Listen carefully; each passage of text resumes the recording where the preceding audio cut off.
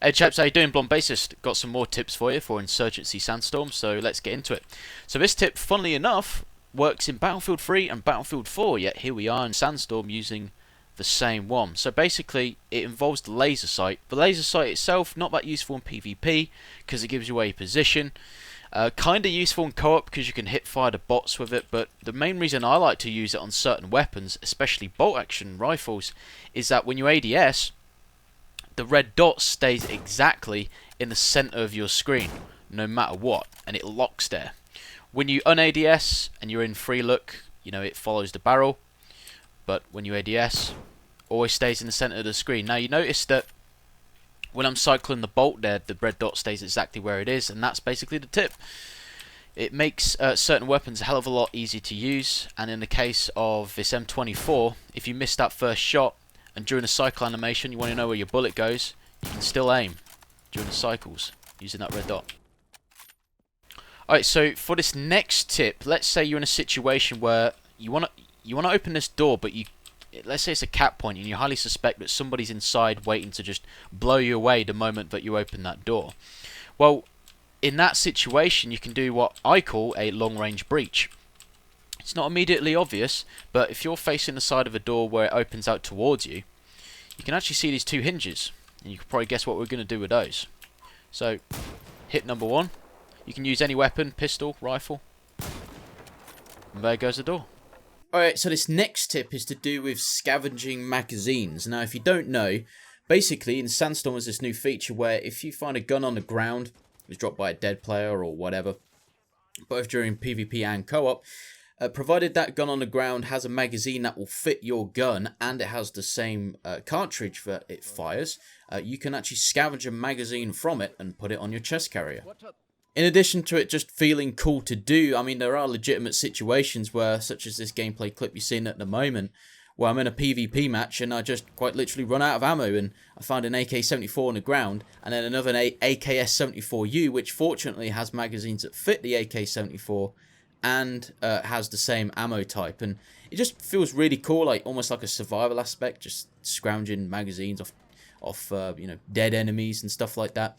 But there's another facet to this mechanic which isn't immediately obvious, in which that there's going to be a type of gun and there's a type of magazine and ammunition which is more prevalent on each team. For the security it's the M16 platform, and for the insurgents it's the AKM platform. So naturally when you're making these gun choices, when you're picking a less commonly used weapon in your team, which isn't an AKM or maybe an AK-74 you could bring under that category as well.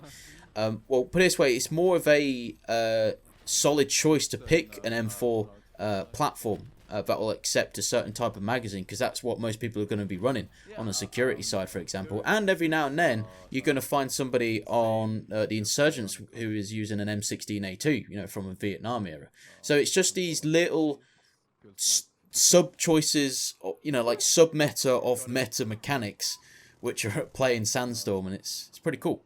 So this next tip is for observer and commanders. Advice really. So basically the commander and observer combo, only the commander should be the one who's sticking his head out, and when you do stick your head out as commander, you want to be exposed for as little time as possible. I can't tell you how many times I've seen players in matches as commander stick their head out for way too long a time, and then maybe just as he makes his decision on what support he wants to call in and where, he gets a 7.62 straight to the face and his head explodes. So yeah, long and short, try not to expose yourself too much as the commander. Now for the observer, basically you should ideally stay anyway, in cover all the time. Again, this is one of those things I see a lot of new players do.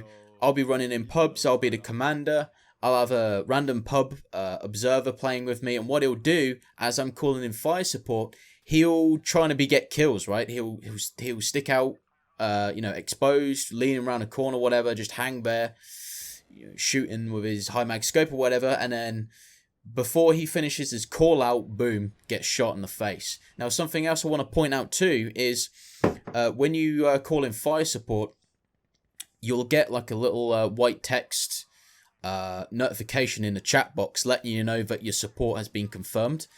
Basically, and it's very simple, until you get that white text box at the very end of all your call outs, both as commander and observer, your support isn't confirmed. And finally, for the last tip, it is staying with fire support, but talking about something else.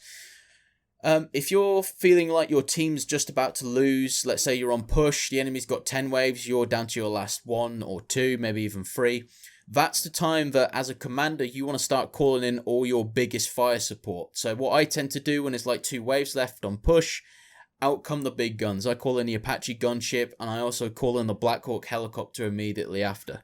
Don't waste time trying to figure out, hey, shall I save fire support for later? Maybe we'll catch it. The point is, you're about to lose probably, so you might as well run the risk of getting to B cap or C cap with little fire support than a guaranteed loss. I've got one more tip just before I go, kind of a bonus tip, and that's to do with penetration. We all know that you can shoot people through walls, and that's all well and good, but there's a couple of other cool ways that you can use penetration to your advantage. So one of the ways is, like you just seen in the clip now, or about to, is you see an enemy dive behind cover, which happens all the time. One of the things I like to do is wait it out, because they might just run back into the doorway, so you can cap them there. But if they look like they're going to hold up in that corner, just cut through the wall with your gun, and provided it's high enough caliber, you might even kill them, provided they've not got super heavy armor on or whatever.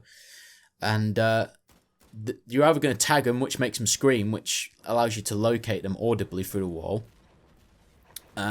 If you might actually kill them, or what tends to happen in my experience, they'll start running, and when they run, that will give you another shot to take the shot.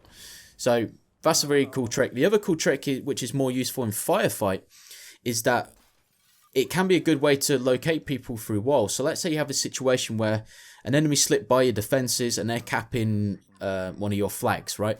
You're the only person going up there, or if it's just a few of you, it doesn't really matter. But you don't know where the guy is on the point. He's probably already heard you sprinting across, because you had to haul ass to get over there. So he knows where you are, but you don't know where he is, because he's standing still. So to try and level the odds, one of the things you can do is, if you cut through the wall and spray, if you tag him, he'll scream in pain, which allows you to locate him audibly. But if you suppress him, he also starts panicking as well, and heavy breathing, or stressing out, and you can locate him audibly that way as well.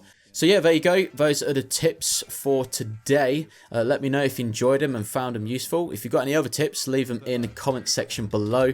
Remember to like and subscribe. That really helps a lot. Got a lot of good ratings on my last video, so I very much appreciate that.